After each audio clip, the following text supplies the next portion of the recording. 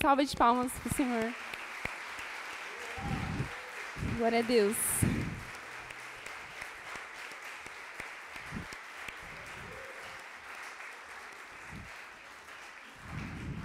Deus é bom. Peço que os irmãos tomem seus lugares.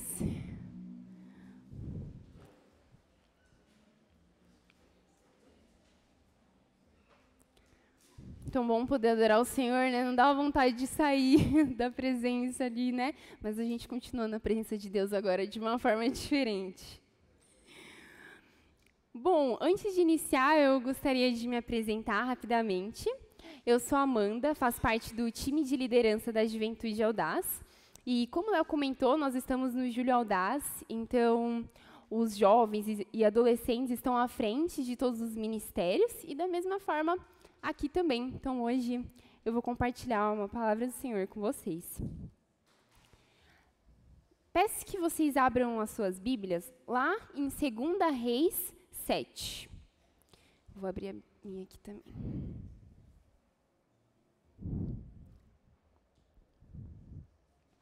Nós vamos ler os versículos do 1 ao 2 e logo em seguida do 16 ao 20. Amém? 2 Reis 7, versículo 1. Então Eliseu disse: ouçam a palavra do Senhor. Assim diz o Senhor: amanhã, a estas horas mais ou menos, junto ao portão de Samaria, uma medida da melhor farinha será vendida por uma moeda de prata, e 2 medidas de cevada serão vendidas por uma moeda de prata. Porém, o capitão em cujo braço o rei se apoiava, respondeu ao homem de Deus: mesmo que o Senhor Deus fizesse janelas no céu, será que isso poderia acontecer? E o profeta respondeu: eis que você verá isso com seus próprios olhos, mas não comerá disso.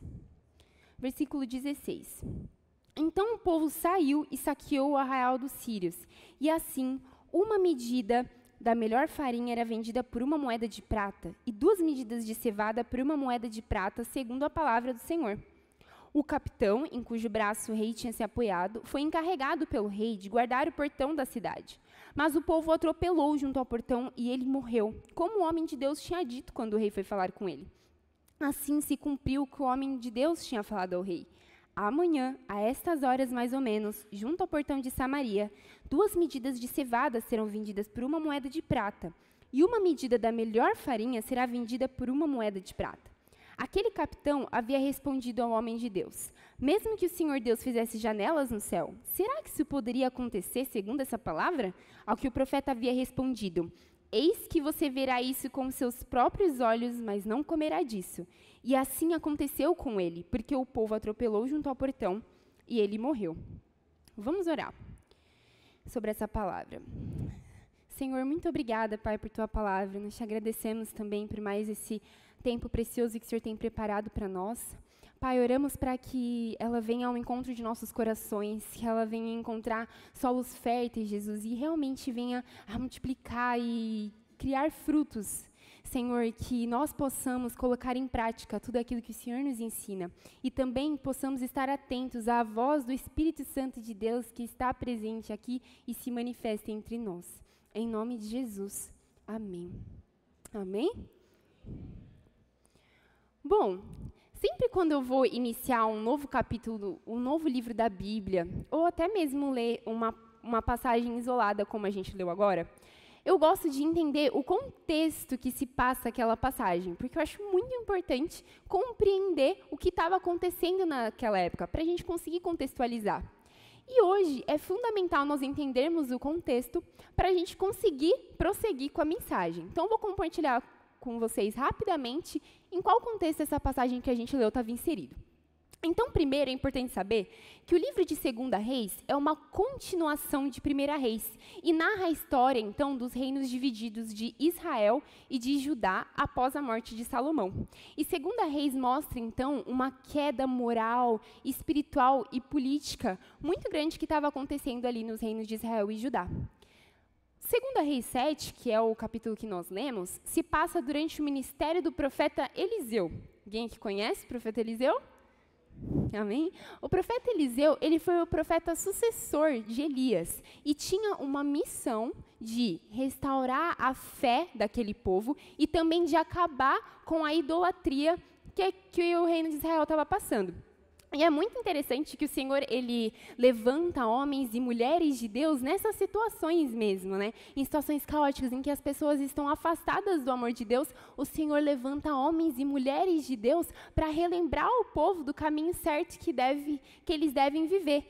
E eu creio que aqui há muitos homens e mulheres de Deus que foram levantados para fazer isso também. Amém? Então, nesse mesmo contexto, o profeta Eliseu, ele tinha essa missão, mas ele estava inserido em um contexto realmente muito difícil e bem específico. Essa passagem se passa em Samaria, uma cidade que é capital de Israel, e na época ela estava sendo cercada pelo exército da Síria. E uma estratégia política muito comum na época era fazer o cerco. E o que seria o cerco? Eles realmente cercaram a cidade de Samaria de uma forma que eles não conseguiam mais sair para buscar alimentos ou mantimentos. Eles não conseguiram sair daquele lugar. E aí o que aconteceu? Que ao longo do tempo, o alimento foi acabando, foi se esgotando, os mantimentos começaram a acabar, e então eles entraram numa profunda crise, não só política, socioeconômica, de todos os níveis, porque a comida começou a acabar, e eles estavam em uma situação realmente muito desesperadora. E por isso, muita fome chegou em Samaria. Voltando ali no capítulo 6, só para vocês terem uma noção de como a situação estava bem intensa, lá no versículo, a partir do versículo 24, o título até é Fome em Samaria. E a gente consegue ver ali no versículo 25, que diz assim: houve grande fome em Samaria. Eis que a sitiaram a ponto de se vender a cabeça de um jumento por 80 moedas de prata e um pouco de esterco de pomba por 5 moedas de prata. Então isso era muito triste, a situação estava muito ruim. E ao longo do capítulo 6, a gente vê até a história de uma mulher em que o rei estava passando e ela pede socorro para Deus. Fala: socorro, Deus, socorro, rei, eu preciso de ajuda. E o rei fala: o que está acontecendo? E ela fala: olha, nós estamos realmente muito desesperados, a ponto de que eu e mais uma mulher, nós tivemos que comer os nossos próprios filhos. Só que eu cheguei com o meu filho em um dia para a gente comer, o combinado era nós comermos o filho dela no dia seguinte, só que no dia seguinte ela não apareceu. Então ela estava realmente muito desesperada. Eu sei que é chocante, mas a gente precisa ter noção de que essas coisas realmente sérias acontecem. E o rei ficou totalmente desesperado também com a situação. Então, Eliseu, ele estava exatamente nessa circunstância. Só que aí a gente leu que ali no capítulo 7, ele profetiza que no dia seguinte a fome acabaria e os alimentos seriam vendidos por preços acessíveis. Imagina Eliseu falando para aquele povo isso, com fome, aquele povo desesperado, tendo atos até de canibalismo, como eu acabei de relatar. E Eliseu fala: não, amanhã vai estar vendendo tudo por preço acessível. Um oficial do rei acaba duvidando, como nós lemos, e Eliseu diz que ele veria isso acontecer, mas não comeria. Então, ao longo do capítulo, 4 leprosos, desesperados, eles se levantam e decidem ir até o acampamento dos sírios. Não, nós vamos sim, estamos com fome, a gente vai até o acampamento dos sírios, se for preciso, para a gente conseguir comida. Só que quando os leprosos chegam lá, não tem ninguém. Não tem absolutamente ninguém. Mas eles descobrem que os sírios tinham fugido misteriosamente. Eu diria milagrosamente. Porque Deus fez com que sons de exércitos, que os sírios ouvissem sons de exércitos e eles entrassem em pânico e fugiram. Então o acampamento estava vazio de pessoas, mas cheio de mantimentos e alimentos. Então os leprosos correm, avisam o povo, o rei manda algumas pessoas irem confirmar, e gente, está confirmado, o acampamento realmente está vazio. Então o povo todo vai, saqueia o acampamento. Os alimentos são vendidos exatamente como Eliseu disse, e o oficial que duvidou é pisoteado no portão da cidade e morre. Então ele viu, mas não comeu, se cumprindo completamente a palavra do profeta. Mas para que a gente possa prosseguir, eu acho muito importante a gente fazer um exercício de, por um momento, sairmos um pouco de nós mesmos e experimentarmos, nos colocarmos no lugar que o profeta Eliseu estava. Preciso que vocês façam esse exercício para que a gente realmente dimensione o tamanho da situação em que ele estava. Então, a partir de agora, eu estou conversando com os profetas Eliseu, ok? Tudo bem. Então, vou fazer algumas perguntas para vocês, e aí vocês vão me responder com sim ou não. Sobre o que vocês estão vendo e sentindo. Vocês estão vendo fome? Vocês estão vendo pobreza? Miséria?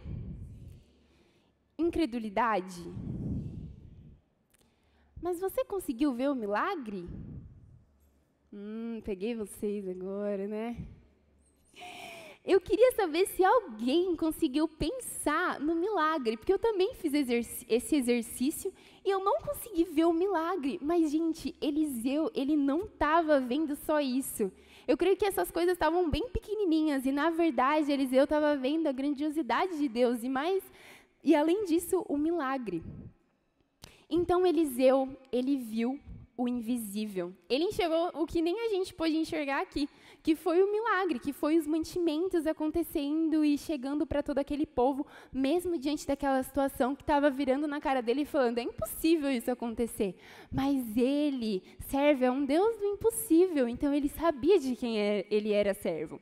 Nós precisamos enxergar o que ninguém mais está vendo. Porque o mundo visível, a partir do momento que nós vivemos para Deus, não é mais o nosso parâmetro. Nós não vivemos nos amoldando diante do que o mundo ele apresenta para a gente. Mas a gente parte, então, do ponto de vista de Deus, procurando enxergar aquilo que ninguém mais está vendo. Procurando enxergar, então, o milagre, a provisão de Deus, certo? Quando nós olhamos para a circunstância e olhamos para Deus, a circunstância pode até estar bem grande, mas quando a gente olha para Deus, ele é muito maior. E tudo acaba ficando muito menor, invisível mesmo. Então, logo, a gente precisa crer mesmo sem ver. E algo muito interessante é que quando a gente se volta para Jesus, a gente percebe que Jesus, ele se movia pelo invisível.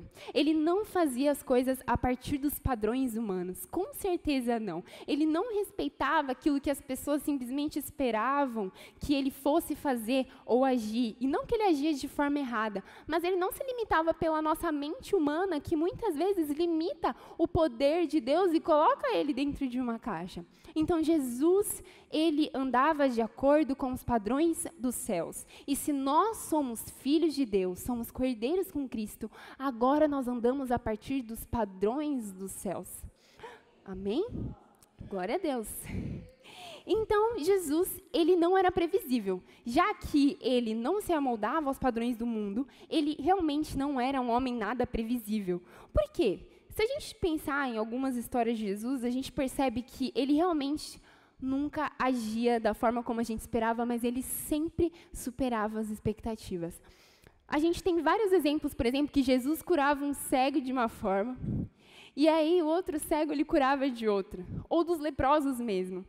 Tem até, Jesus cura a lepra, tocando na lepra, e aí tem outra história da Bíblia que conta que os leprosos chegaram para Jesus pedindo que Jesus os curasse, e já é uma interpretação minha, assim, que eu imaginei eles conversando e falando, eu estou vendo, Jesus está curando, vocês estão ouvindo que Jesus curou um leproso? Então, ele pode curar a gente também. Vamos lá, porque eu descobri que ele só tocou na lepra e ela foi curada. E aí eles chegam lá, Jesus, me cura. E Jesus fala, não, vocês vão lá se lavar e vocês vão ser curados. E aí, como assim? Você tocou o leproso, ele foi curado, e agora comigo eu tenho que ir lá. Mas aí, no caminho, eles são curados. No caminho, o milagre pega eles. Então, é incrível como o Senhor, ele não age da mesma forma, sabe? E isso por que será? Eu acredito que, conforme os apóstolos estavam andando com ele, e conforme nós andamos com Jesus, a nossa mente vai abrindo e vai esticando, porque a gente olha e fala assim, nossa, Deus curou uma mulher na minha igreja. Aí a gente vê a casa da irmã e a gente fala, nossa, a casa inteira da irmã serve ao Senhor. E aí chega uma pessoa e fala, não, eu tinha depressão e eu fui curado totalmente. Você fala, meu Deus, olha tudo que Deus faz. E você vai vendo o mover de Deus e você vai voltando para todas as histórias da Bíblia até chegar lá na cruz e você vê, nossa, Deus é muito grande. Então, todo esse fato de Jesus não ser previsível faz com que a nossa mente vá expandindo e aumentando, e assim a gente vai compreendendo um pouquinho da magnitude de Deus e enxergar além da realidade. Às vezes a gente tem uma imaginação tão fértil, mas tão fértil para coisas que não edificam. Por exemplo, é muito fácil a gente pensar numa situação ruim, muito, muito fácil. Tipo, ai, mãe, eu vou brincar ali fora. Meu Deus, ele vai brincar, ele vai cair, vai quebrar o braço. E a gente vai, né? A imaginação vai pensando e pensando em coisas ruins ou tragédias. Ah, eu vou viajar, vou pegar o avião. Meu, e se o avião cair? E a gente vai pensando. Mas dificilmente a gente muda a nossa imaginação, mas dificilmente a gente imagina os milagres de Deus. A gente tem uma mente muito fértil para imaginar situações ruins, mas quando se trata de imaginar o milagre, a provisão de Deus e a mão dele, a nossa mente não flui da mesma forma, né? Muitas vezes a gente não consegue. Vocês já fizeram o exercício de tentar criar ou pensar em algo que não existe? Faça esse exercício rapidamente. Eu, particularmente, geralmente a maior parte das pessoas também não conseguem, porque nós sempre criamos a partir de algo que já existe. Eu vou dar um exemplo. Você pode virar para mim e falar, ah, Amanda, mas eu pensei em um elefante rosa. Só que o elefante e a cor rosa já existem. Então, geralmente, a gente sempre parte de algo que já existe. Então, ainda bem que Deus não depende da nossa imaginação, porque se a gente for fiel a Lamentações 3:21, diz assim, tragam à memória o que pode nos dar esperança. Acho que Deus já sabia que a nossa imaginação não seria tão fértil. Então, tragam à memória aquilo que pode trazer esperança, aquilo que pode te fazer te lembrar de quem é Deus e daquilo que Ele pode fazer e daquilo que Ele já fez. Então, a gente olha ao redor e cada situação, na verdade, vai revelando a face de Deus. Então, você vê a provisão de Deus e fala, Ele é o Deus que provê. Você vê Ele curando e você fala, Ele é o Deus que cura. Você vê Ele com as pessoas e você fala, ok, Ele é o Deus conosco. E assim, cada situação vai revelando a face de Deus. E eu acredito que Eliseu, naquele momento, ele estava lembrando totalmente de quem Deus era. Por isso, ele não conseguiu enxergar a circunstância, mas ele viu Deus. Então, se Eliseu estava colocando esse versículo de Lamentações em prática, ele provavelmente pensou em inúmeras situações que havia passado com o Senhor. E eu vou citar aqui algumas delas, como a purificação das águas de Jericó, a multiplicação do azeite da viúva. Quem lembra desse milagre? Os potes foram multiplicando o azeite, ressurreição do filho da sunamita, purificação do alimento venenoso, multiplicações de pães, cura de Naamã, o machado que flutuou. Então, aqui há alguns milagres que ele passou, mas imagina o tanto de milagres que ele vivenciou. E a partir disso, me veio uma dúvida. Qual foi a atitude de Eliseu? Eliseu profetizou. Lá em 2 Reis 7, ali do 1 ao 2, diz: amanhã, por estas horas, na entrada de Samaria, uma medida de farinha será vendida por um ciclo, ou por uma moeda de prata, e 2 medidas de cevada por um ciclo. Então, Eliseu, a partir daquela situação, ele não contentou. Ele não aceitou aquela situação, porque ele conhecia o Deus dele, sabia o que Deus podia fazer. Então, ele profetizou, ele declarou algo. E aqui as Escrituras, elas sempre nos ensinam algo. Então, da mesma forma que Eliseu profetizou sobre aquela situação, nós também, com o Espírito Santo de Deus, e nós temos essa autoridade agora, depois da morte de Jesus na cruz também, para podermos profetizar e declarar a verdade de Deus sobre aquela situação. Então, da mesma forma que Eliseu agiu, Deus quer que você seja uma voz dele nesse lugar. Deus quer que você ecoe a voz dos céus nesse lugar. Ele, muitas vezes, não vai abrir os céus e falar alto, mas ele vai usar pessoas. Quantas vezes nós estamos aqui na igreja e Deus usa uma pessoa? Às vezes não é nem a fala, é uma atitude. Então, o Senhor quer te usar para ser voz dele nesse lugar, através das suas falas, das suas atitudes, de tudo que você fizer e de tudo que você ser, você realmente sempre estar glorificando o nome de Deus. Então, quando nós falamos aqui sobre adoração, realmente não é só no momento que a gente está cantando, mas é uma vida de adoração. É isso que Deus deseja de nós. Uma vida que adore a Cristo. Uma vida que glorifique sempre o nome dEle. E isso pode nortear os nossos passos. Porque quando eu não sei como agir, eu posso questionar. Espírito Santo, como eu posso glorificar o nome de Deus nessa situação? Eu realmente estou perdido. Como eu posso adorar o nome de Deus agora? Porque o que Deus quer é a nossa vida como adoração para Ele. Então, nós precisamos ser boca de Deus, revelando a realidade do céu sobre a terra e fazendo a vontade dEle. Mas aí eu pergunto, como então que Eliseu pôde reconhecer a vontade de Deus? Como ele pôde conhecer exatamente o que falar? Bom, vamos deixar a Bíblia responder essa. Abram lá em Romanos 12, 2.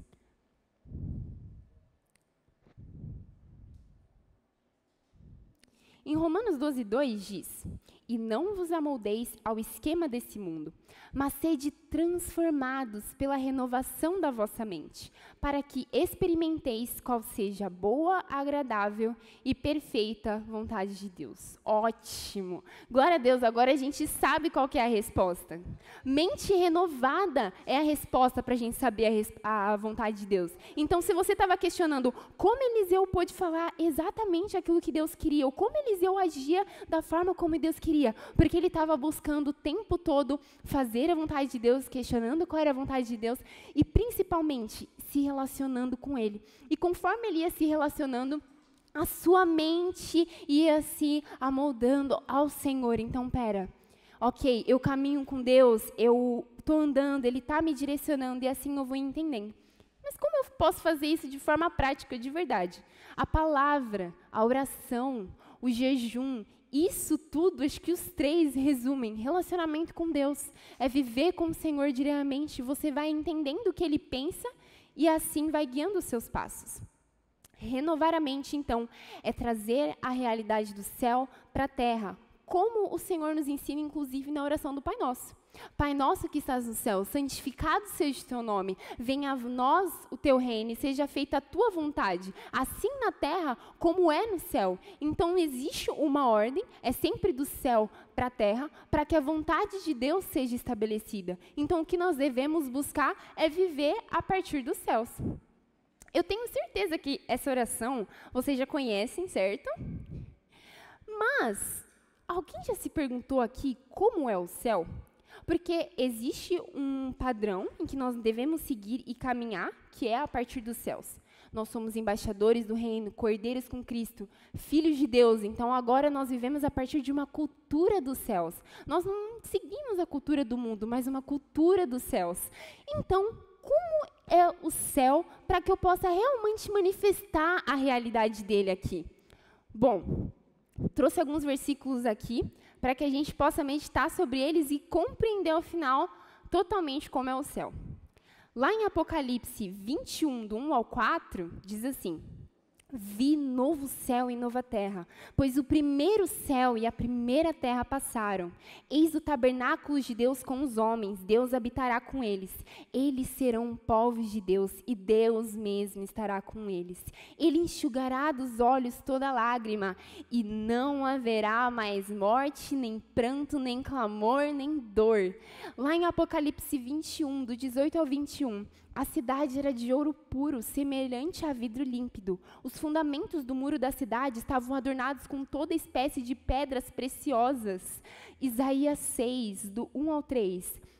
Eu vi o Senhor assentado sobre um alto e sublime trono, e as abas da sua veste encheu o templo. Serafins estavam por cima dele e clamavam: Santo, Santo, Santo é o Senhor dos exércitos. Toda a terra está cheia da tua glória.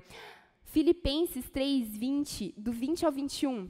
Mas a nossa pátria está nos céus, de onde também aguardamos o Salvador, o nosso Senhor Jesus Cristo, que transformará o nosso corpo de humilhação para ser igual ao corpo da sua glória.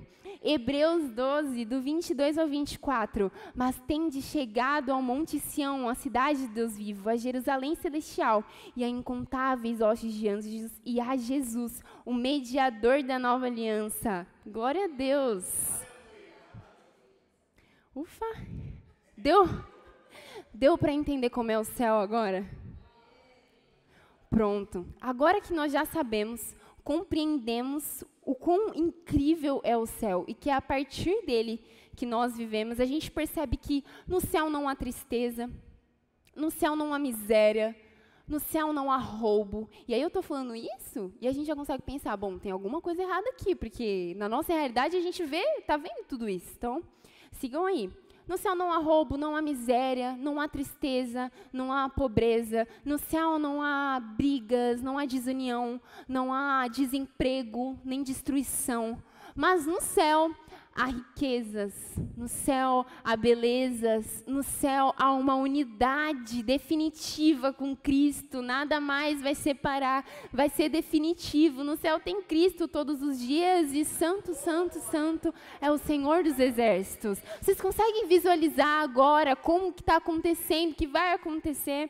Então é a partir disso que nós vamos viver agora, não mais nos acostumando com aquilo que a gente está vendo. Porque eu citei muitas coisas aqui que não tem no céu, mas se a gente olhar ao nosso redor, se a gente sair ali para a avenida, a gente vai ver que muitas coisas que estão aqui, na verdade, que não estão no céu, estão aqui ao nosso redor. Então tem alguma coisa de errado. Então o Senhor conta conosco, para que a gente possa trazer a realidade dele para cá. E aí você pode falar, poxa, está muito difícil. Às vezes realmente é muito difícil, mas a gente vive para que um dia a gente possa viver uma vida eterna com Cristo. Então, assim, Deus, não tem problema. Eu sei, está um pouco difícil, mas, Pai, um dia eu vou viver eternamente com o Senhor. Então, os meus olhos vão estar focados nisso principalmente. Eu não vou buscar viver uma vida que me satisfaça, mesmo sabendo que o Senhor acaba me abençoando no final. Mas eu vou buscar glorificar o Teu nome, mesmo que isso signifique meu sofrimento muitas vezes. Amém? Então, a nossa missão é vivermos a cultura do reino, declarando a verdade do céu e fazendo aquilo que já é realidade no céu. E esse verbo é muito importante, fazendo, fazer a verdade de Deus. Porque muitas vezes a gente fica tão preso a buscar conhecimento e só acumular conhecimento, mas só ser um acúmulo de conhecimento sem uma ação, não vale de nada. Então, tudo isso que nós absorvemos da palavra e que o Espírito Santo fala conosco precisa ser encarnado para que a gente possa viver de fato aquela palavra, colocar em prática tudo que ele está falando, porque se não colocarmos em prática, nós estamos desperdiçando toda a palavra do Senhor e todo o sentido do Evangelho. Então, eu busco do Senhor, eu aprendo do Senhor e a transformação acontece e eu começo a agir de forma diferente. O meu agir de forma diferente, que na verdade está alinhado com os padrões do céu, faz com que as pessoas sejam encontradas pelo reino do céu, faz com que a manifestação do reino dos céus chegue aos lugares e às pessoas. Então você está no seu trabalho e você entende que o Senhor te deu aquele trabalho por um propósito. Há pessoas ali que precisam ser encontradas pelo Senhor. E a sua atitude e o seu padrão de vida dos céus vai fazer com que elas experimentem da bondade de Deus.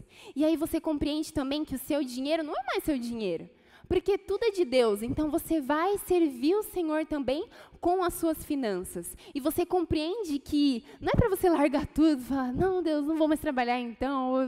Não, porque... E aí, se não tiver nenhum cristão no seu trabalho, as pessoas não vão ser salvas ali. Então, Deus conta com cada um de nós. Nós temos que ser agentes de transformação, porque Deus conta comigo e com você.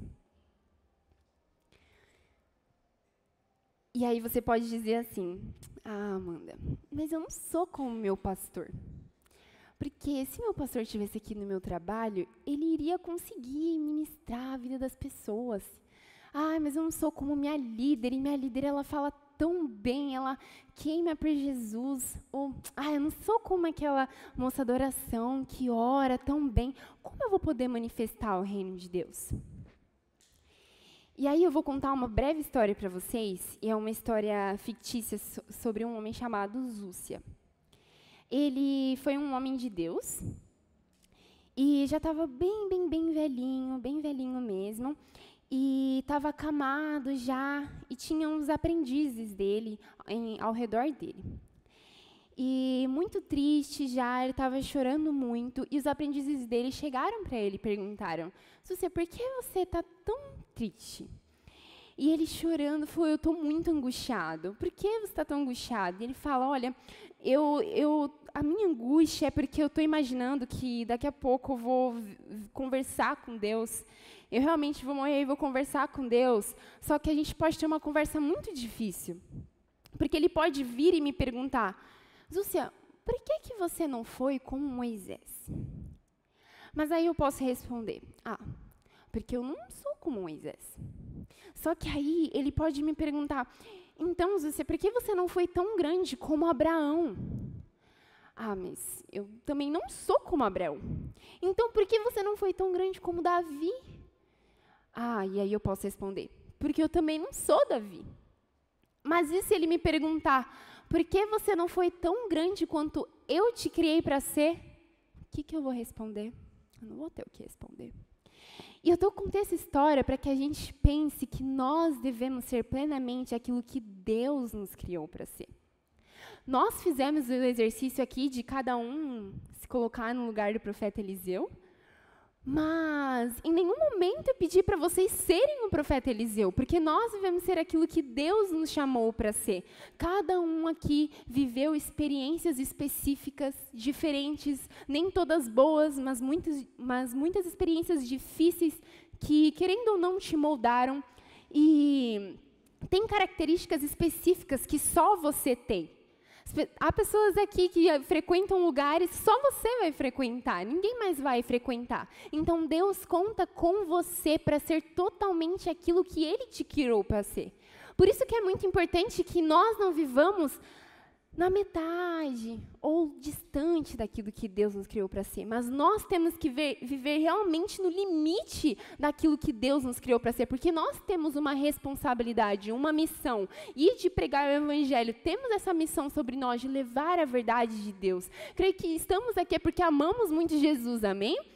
Amém. Então nós precisamos levar esse amor para as pessoas, isso nos move. Jesus morreu por pessoas. Hoje nós vivemos para Cristo porque nós queremos que pessoas conheçam Jesus. Então, a partir disso, eu não vou me comparar com o meu pastor ou com o meu colega ou com aquela pessoa que você diz que ela é mais espiritual do que você, mas você vai olhar para você e vai falar: Senhor, eis-me aqui, que o Senhor seja completo em mim, para que eu possa ser tudo que o Senhor quer e manifestar a tua glória através de mim. Amém? Amém. Porque eu não tenho certeza se um dia você vai se deparar com um grande mar e Deus vai pedir para você abrir, ou se Ele vai te colocar dentro de uma caverna com um leão, ou para entrar numa fornalha quente. Não sei se Deus vai fazer exatamente dessa forma, mas Deus pode te colocar em situações igualmente desesperadoras e difíceis. E Ele te levanta como um profeta dele para declarar a sua verdade. A palavra, ela tem poder. Jesus, Ele é o verbo da vida. O mundo foi criado a partir da voz do Senhor, que disse: haja luz sobre aquelas trevas sem formas e vazias, e houve luz. O verbo da vida, o verbo é ação, é movimento. Então a palavra, ela tem poder. E nós temos que crer que quando nós declaramos a verdade de Deus, nós conhecemos a Escritura. A partir disso, nós declaramos a verdade de Deus. Nós cremos que o Senhor pode transformar totalmente aquela situação. Nós não podemos nos conformar, ou seja, nos acostumar com as coisas do mundo, porque agora, com uma mente renovada, nós passamos a caminhar diferente. Então, como eu comentei, a gente sai ali na Avenida 1 e a gente está caminhando e a gente vê uma pessoa em situação de rua. A gente não passa mais direto, porque a gente entende que no céu não há mais pobreza, não há miséria. Não há pessoas naquela situação. Então, a gente vai declarar a verdade de Deus para aquela pessoa e a gente vai levar o reino de Deus para aquela pessoa. Ou a gente está no nosso trabalho e um colega de trabalho diz, nossa, estou com muita dor de cabeça hoje. E aí você pensa, olha, no céu não há dor de cabeça, não. No céu só não tem dor, não tem doença. Então, você vai oferecer um remédio, mas você pode juntar ali com uma oração também, porque os dois são de Deus também. Mas eu vou unir com a oração. E então, você vai para a igreja de domingo, mas você entende que no céu, os anjos estão a todo momento cantando Santo, Santo é o Senhor dos Exércitos, todos os dias da semana. Então, se você agora vive com essa mente renovada, você entende que não é só no domingo dizendo Santo, Santo, mas é todos os dias, a todos os momentos, falando Santo, Santo é o Senhor dos Exércitos. Você está servindo na igreja e você entende que não é só mais um dia que eu estou servindo, porque os anciãos, os anjos estão servindo o Senhor em todos os momentos, adorando Ele. Então, é uma vida diária diante de Deus. Eu contar uma experiência. Eu estava indo para o meu estágio esses dias e eu estava no ponto de ônibus, lá no terminal, e aí chegou um homem em situação de rua me pedindo comida. Tinha umas pessoas na fila, ele chegou em mim, estava cheirando álcool, assim, bem forte, mas estava me pedindo comida. E eu falei, moço, tudo bem, vou comprar para você. Nós fomos lá, eu comprei a comida para ele, só que assim, faltavam 3 minutos para passar meu ônibus. Então, eu estava com muita pressa. E aí, eu comprei e tal, Deus abençoe, amém, Deus abençoe, e fui embora. E aí, eu cheguei no ônibus e falei, ai, Deus, o Senhor falou que a gente não pode negar ajuda para ninguém, porque quando a gente está alimentando o pobre, a gente está alimentando o Senhor, na verdade. Então, glória a Deus.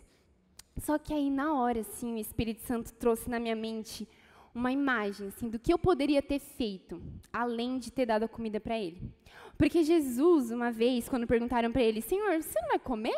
Ele falou, a minha comida é fazer a vontade de Deus e realizar as suas obras. E, além disso, Jesus é o pão da vida. Então, faltou o alimento principal, sabe? Aí eu falei, nossa, Deus, é verdade, e o Espírito Santo me trouxe uma imagem de eu dando a comida para ele, na verdade falando, olha, você é um filho de Deus, você é amado, você tem propósito, você é herdeiro com Cristo, e declarar todas essas verdades que nós sabemos para ele, porque talvez nunca ninguém tenha falado. E assim eu fui falando, não, verdade, Espírito Santo, tudo bem. E aí, outro dia, no metrô, nessa mesma circunstância, assim, chegou um homem também em situação de rua, ele estava pedindo comida. E eu falei, e agora, Deus? Eu não tenho nada para dar para ele, só que dessa vez não tem mesmo como dar nada.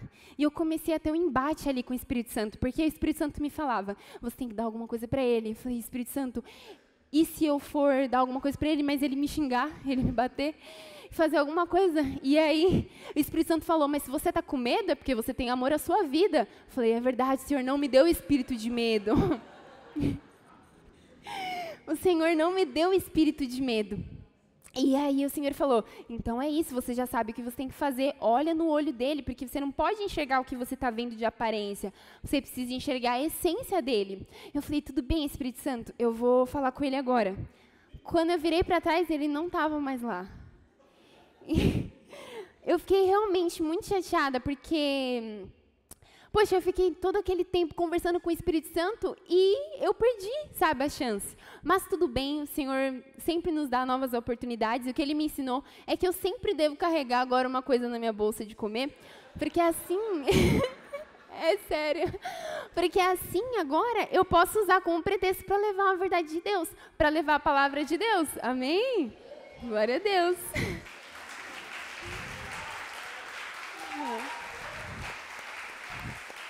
Amém, glória a Deus. Irmãos, o Espírito Santo, vocês têm visto aí já alguns insights na mente de vocês? Porque, assim, eu acredito que talvez o Espírito Santo já tenha aí sussurrado algumas coisas que vocês já podem fazer com relação a isso. Talvez situações e coisas que, inclusive, vocês podem declarar. Alguém se identifica? Amém? O Espírito Santo tem falado com vocês já? Glória a Deus. Então, em mais uma dessas minhas experiências, eu estava no meu estágio, eu estou tendo a oportunidade de estagiar no Comitê Paralímpico Brasileiro, e lá eu tenho contato com pessoas com deficiência, e a gente teve uma oportunidade muito interessante de participar de uma experiência de futebol de cegos. E aí as criancinhas cegas, elas estavam todas lá esperando a gente chegou lá, e na hora o treinador falou, ó, pode colocar a venda. E eu falei, já? E é isso, nós colocamos então a venda, e, gente, toda a aula foi vendada. E vendada ali, estava todo mundo fazendo muito barulho, e as crianças, ó, nós precisamos estar atentos à voz do treinador, porque se vocês falarem, a gente não consegue ouvir a voz do treinador. Então, agora em silêncio, o treinador dá o comando de nós darmos as mãos uns para os outros. Nós nos reunimos em uma grande roda e nós fizemos todo o exercício de aquecimento com as mãos dadas, para que a gente não pudesse se perder ali no caminho. Então, de mão dada, o professor foi dando aquecimento e tinha exercício que eu não entendia, mas eu senti o movimento dos meus colegas e ali, naquele momento, o Senhor foi ministrando dentro do meu coração e falando, olha, você está vendo ali o treinador falando, olha como essas crianças, elas seguem a voz do treinador, você precisa estar atenta à minha voz e somente ao meu comando, porque eu sou o pastor e você é minha ovelha. Então, o treinador falou, ó, se você não está entendendo algum exercício, pode tatear o colega, para você entender qual exercício ele está falando, como nós estávamos vendados. E aí o Senhor falou, olha, pode observar, observa o padrão do céu, observa como Jesus caminha, e observa como os homens e mulheres de Deus que você admira estão caminhando, porque é a partir disso que você vai conseguir manifestar a minha glória. Então, de mãos dadas ali com as pessoas, o Senhor me falou, olha, você precisa caminhar pelas pessoas, porque Jesus morreu por você e por pessoas. E agora, se nós vivemos para Cristo, nossa vida deve se mover em prol daquilo que Ele mais ama, que são as pessoas. Amém. Então, a partir desse momento, Eliseu estava em todo aquele contexto, ele profetizou o milagre e aquela palavra se cumpriu. Então, eu entendo que o nome de Deus foi glorificado, mas se aquela situação, todo aquele contexto não tivesse acontecido, o nome de Deus não teria sido glorificado. Então, a partir de hoje, nós vamos enxergar a adversidade como uma oportunidade para Deus operar os seus milagres, ok? Então, repete comigo. A minha adversidade é uma oportunidade para o milagre. Amém? Ótimo. Então, agora nós entendemos que Deus, Ele não vai respeitar as suas circunstâncias. E quando eu digo isso, não é porque Deus, Ele é desrespeitoso, mas é porque Ele entende que a sua circunstância pode ser um canal para que o poder dele seja operado ali. Então, nós entendemos que, ok, ele não vai olhar para a sua situação difícil, uma situação ruim que você esteja passando, ou realmente as coisas que acontecem no mundo e falar, realmente, é consequência, e isso está acontecendo por causa disso, e é assim a vida. Não, o Senhor vai falar, eu não aceito essa circunstância, porque eu sou o Deus que cura, eu sou o Deus que provê, eu estou com você, eu dei o meu filho para você morrer, então não vou aceitar essa situação. Você precisa ser um canal de Deus e declarar a verdade de Deus sobre essa situação. Então, a partir de agora, a gente já declarou, a nossa adversidade é uma oportunidade para Deus operar o seu milagre. Então, agora, ao invés de questionarmos, por que Deus? Nós questionamos, para que Deus? Para que o Senhor está fazendo isso? O que o Senhor quer fazer com isso? Está doendo, está difícil, eu não estou conseguindo muito bem, mas para quê? Para onde o Senhor quer chegar através disso? Que pessoas vão ser alcançadas? Que mudanças vão acontecer aqui na minha casa para toda essa dificuldade que está acontecendo? Onde há trevas, Deus diz, haja luz. E em Mateus 5,14, diz assim, vós sois a luz do mundo. Não se pode esconder uma cidade edificada sobre o monte. Então, não se assuste se você estiver passando em situações de trevas, porque o Senhor diz que vós sois a luz do mundo. E a luz, ela vai brilhar sim onde há trevas. Então, para que o nome de Deus seja engrandecido, para que todos vejam, saibam, considerem e juntamente entendam que a mão do Senhor fez isso e o Santo de Israel o criou. Para que o nome de Deus seja engrandecido, glorificado e para que não tenham dúvidas de que foi Ele e que as vidas venham a crer no único nome. Só que eu não poderia finalizar essa mensagem por aqui sem ser sincera com vocês e sem deixar de alertá-los sobre algo importante, até porque a vida do crente nem sempre é fácil. Então, se a gente voltar lá no texto, lá no versículo ali do 1 ao 2, no 2, na verdade, diz assim: porém, o capitão, em cujo braço o rei se apoiava, respondeu ao homem de Deus: mesmo que o Senhor Deus fizesse janelas no céu, será que isso poderia acontecer? Irmãos, não estranhem se durante essa caminhada com Deus e nós estivermos nessa luta e nessa guerra para declararmos a verdade de Deus e realmente estivermos posicionados, quando nos posicionarmos, levantes venham acontecer. Porque Eliseu, ele estava ali naquele momento. A situação já não era nada favorável para ele acreditar no milagre de Deus. Mas ele conhecia o Deus dele, só que uma dúvida veio. Um homem se levantou para duvidar daquilo que Deus tinha falado para ele. Então, quando Eliseu se levanta como um profeta, um homem levanta para duvidar dele. Mas nós temos que entender que nós estamos sendo guiados por Deus. E nós já somos mais que vencedores em Cristo Jesus. Então é diferente porque a gente luta as nossas batalhas já sabendo que somos vencedores. É completamente diferente. E por isso que se a gente estiver próximo de Deus e renovando a nossa mente, isso vai estar a todo momento ali no nosso coração. Pera, tá difícil, mas eu sou mais que vencedor em Cristo Jesus. Eu já venci essa situação. E outra coisa, o Senhor diz: no mundo tereis aflições, mas tende bom ânimo, porque Jesus venceu o mundo. E aí, a gente pode se perguntar, tudo bem, mas o que eu posso fazer, então, para estar preparado realmente quando essas situações difíceis vierem? Bom, vamos ler lá rapidamente em 2 Crônicas 14, versículo 7, que diz assim: vamos construir essas cidades, cercá-las de muralhas e torres, portões e ferrolhos, enquanto a terra ainda está em paz diante de nós. Pois temos buscado o Senhor nosso Deus. Nós o temos buscado e Ele nos deu repouso por todos os lados.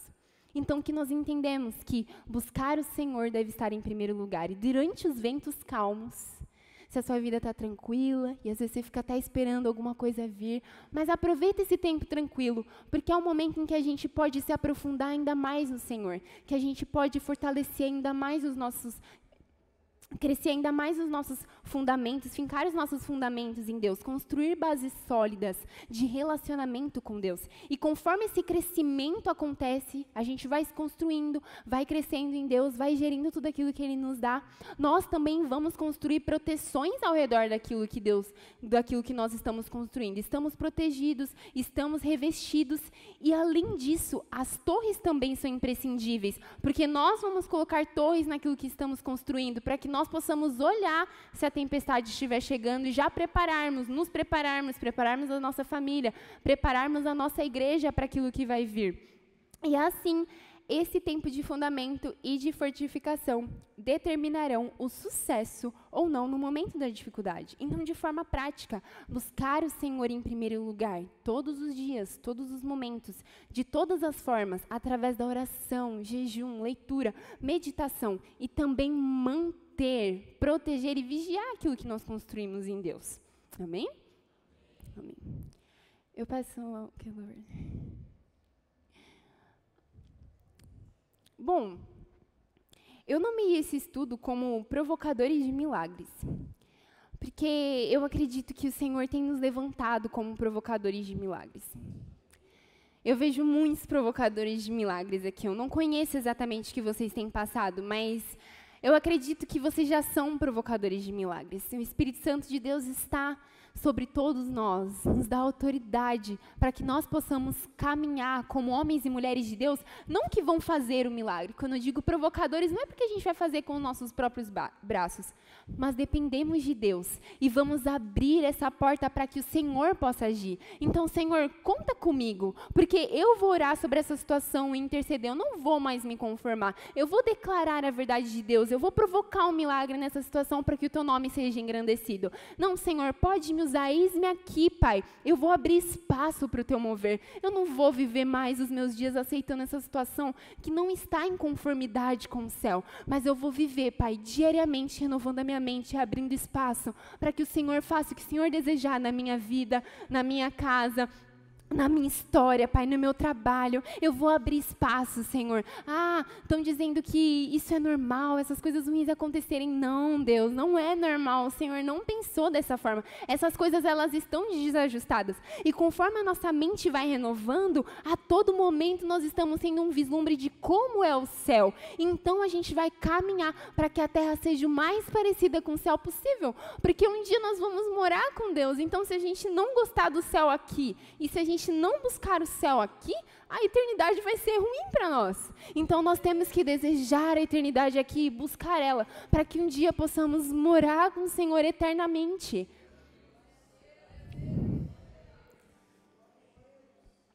Eu creio que, ao longo da ministração, situações vieram à sua mente. Mas não pense que isso foi por acaso. Porque o Espírito Santo de Deus foi quem revelou para você. Eu creio que Ele vai te dar estratégias, Ele vai te dar exatamente o que falar, assim como Ele deu para Eliseu, exatamente o que profetizar. E conforme você vai caminhando com Deus e buscando a revelação na palavra, você vai reconhecendo quem é Deus, vai ficando ainda mais fácil da gente lutar essas batalhas. Eu peço então que vocês se levantem, por favor, fechem seus olhos. Comecem a falar com o Senhor. Creio que basta uma palavra e tudo muda.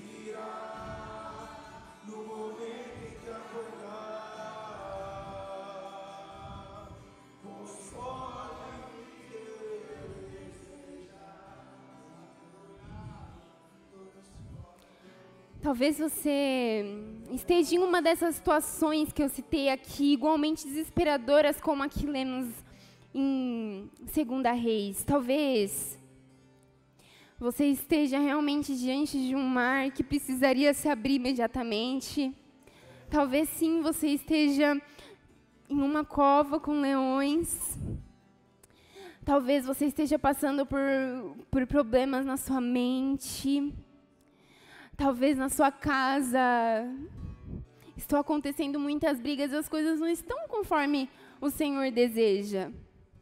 Talvez você esteja precisando de uma porta de emprego e realmente de uma provisão financeira.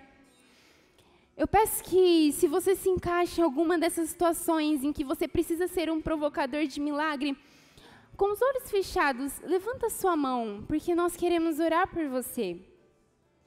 Levante a sua mão se você precisa ser um provocador de milagre em uma situação.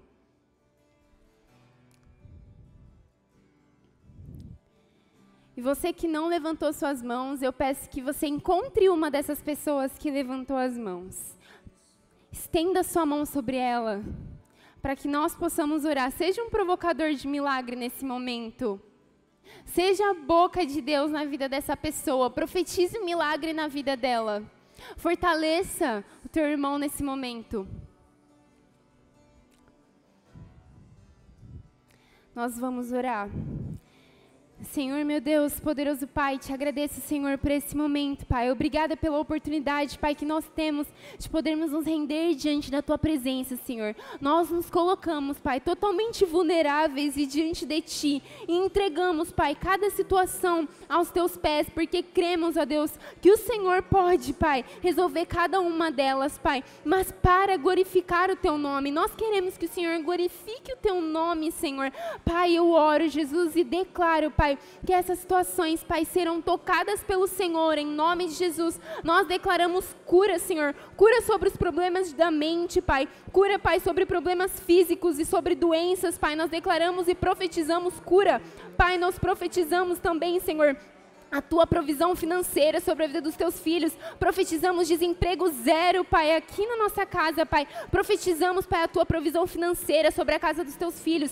Profetizamos famílias inteiras salvas e rendidas por Tua presença. Famílias que glorificarão o nome de Deus. Profetizamos, Senhor, a Tua união sobre essas casas, em nome de Jesus, Pai. Profetizamos, Pai, filhos aqui, fortalecidos pelo Senhor, filhos que Te amam, Senhor. Profetizamos, Pai, a Tua sabedoria, Pai, o Teu discernimento sobre a mente de cada um deles, o Senhor fortalecendo a vida dos Teus filhos, Pai. Nós declaramos fora, Senhor, todo roubo, toda destruição, toda miséria, Pai, tudo aquilo que nos rouba da Tua presença. Nós declaramos fora, Senhor, e profetizamos, ó Deus, o Teu milagre sobre a vida dos Teus filhos, Pai. A Tua mão poderosa, Pai, sobre cada situação que o Senhor sabe de cada uma delas. Senhor, dê discernimento, Senhor, dê estratégia, Pai, renova as mentes aqui, para que nós possamos estar em total concordância com o Senhor. E Pai, nós já Te agradecemos, Senhor, por tudo que o Senhor já fez, Pai. Nós já Te damos graças, Senhor, porque o Senhor é bom o tempo todo. Nós já Te glorificamos, Pai, por cada milagre, Pai, por tudo que o Senhor já fez. Nós Te damos graças, porque o Senhor é bom. Te damos graças pelo sacrifício de Jesus na cruz. Te damos graças porque temos saúde hoje aqui para vir e adorar o Senhor. Nós já Te glorificamos por cada situação que o Senhor já visitou. Pai, o Senhor é bom. Obrigada, Senhor, o Senhor é bom. Em nome de Jesus. Amém e amém. Amém. Glória a Deus. Vamos dar uma salva de palmas ao Senhor.